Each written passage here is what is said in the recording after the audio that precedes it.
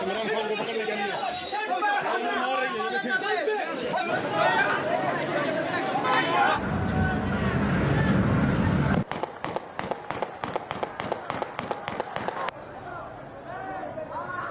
of the dramatic scenes coming out of Pakistan. Deadly protests have ripped through the country since Tuesday, when the former Prime Minister, Imran Khan, was arrested by paramilitary troops. Nearly 2,500 people have been arrested so far. 945 people are reported to have been arrested in Punjab province alone, and at least 11 killed amid the demonstrations. In 3 of the country's 4 provinces, emergency orders have been imposed, banning all gatherings, and the military has been called in to maintain order. In Lahore, they started a fire outside a senior officer's house. These scenes inside the commander's residence are mind-boggling. Even publicly criticizing the army in Pakistan has been considered a taboo. This story is developing fast, with a lot of chaotic twists and turns, so we want to slow it down and really understand what led up to this arrest, and what's behind it, and what happens next. For the last year, Imran Khan has been locked in a standoff with the military, and it all came to a head this week. Khan faces several corruption charges, but he was in court the day of his arrest, accused of illegally acquiring land to build a university. And that's when he was arrested by paramilitary officers. His supporters reacted with fury. And in unprecedented scenes, directed their anger against Pakistan's powerful military, blaming them for his arrest.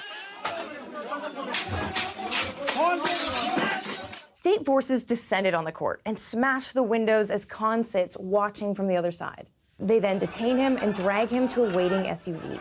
Khan was ousted from power last year in a no-confidence vote over claims of financial mismanagement. And since then, he's accused the government and the military of a wide-ranging conspiracy against him. And things got worse last November, when Khan was shot in the leg at a rally in northern Pakistan.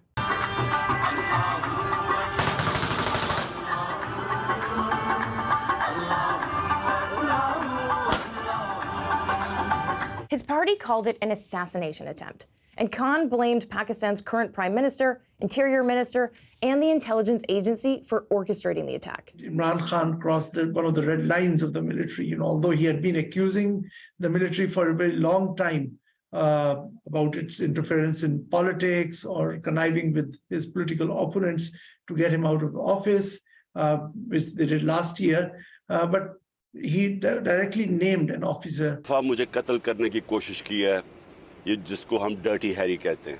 इन्होंने फैसला किया और फैसला पहले किया मुझे मरवाने का. And those corruption charges that brought Khan to the High Court on Tuesday, they're not the only ones he's facing.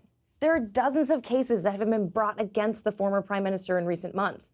He also faces charges of terrorism. Khan and his party deny those charges. They say that they're a thinly veiled attempt at keeping him out of politics. I foresee that Imran Khan would not be allowed to lead his party in the next elections because there is a fear in the current ruling alliance as well as in the military that if Imran Khan is allowed to campaign, he will be able to win back or he will be able to return to power. So their priority is to somehow eliminate him from the race. And that's why these cases are being brought up with such frequency, and the legal process has been is being manipulated to somehow get his disqualification so that he cannot run for office, or he's at least in jail when the elections are held. The state has also come down on journalists who are close to Khan. Some say they've been harassed by state forces. And the government banned his live speeches from broadcast. News stations have been taken off the air entirely for airing content unfavorable to the current government. Now, what's interesting is that despite all of this, it appears as though Imran Khan's popularity within Pakistan has soared. And Khan has spent months making it a point to publicly call for elections. आपको मैं 6 दिन दे रहा हूं, 6 दिन के अंदर आप election announce करें, After his arrest, members of Khan's party encouraged his supporters to take to the streets to voice their discontent. And they did. Major cities across Pakistan, like Karachi and Lahore, have been brought to a halt. We never saw a protest at this scale in any part of the country. And one of our former prime minister was even assassinated. And even then, there was no mass demonstration at this scale. Supporters broke into the home of a high-level military commander. They smashed the windows and set fires. Supporters also attacked a major military headquarters near the capital, Islamabad. Others in the northern city of Peshawar raided the country's public radio station and set the building on fire. They've also used shipping containers to block roads leading to the police compound where Khan is being held. In response, the government has deployed the army to at least 2 provinces and has even cut internet access to parts of the country. The military weighed in yesterday with a statement vowing to take stern action against those seeking to push Pakistan towards a civil war. The biggest challenge that the current protests they pose for the government is that, people are already annoyed or angry or they have been suffering, but they were not on the roads. Now they are on the roads, and more and more people are, coming out, and they have got a chance to vent their anger. And it's important to note that Pakistan's military plays a huge role in the country's politics. And these protests may pose the biggest threat to the country's military in decades. The anger is mostly directed towards the army. In the past, whenever we spoke about challenges to Pakistan or the fear that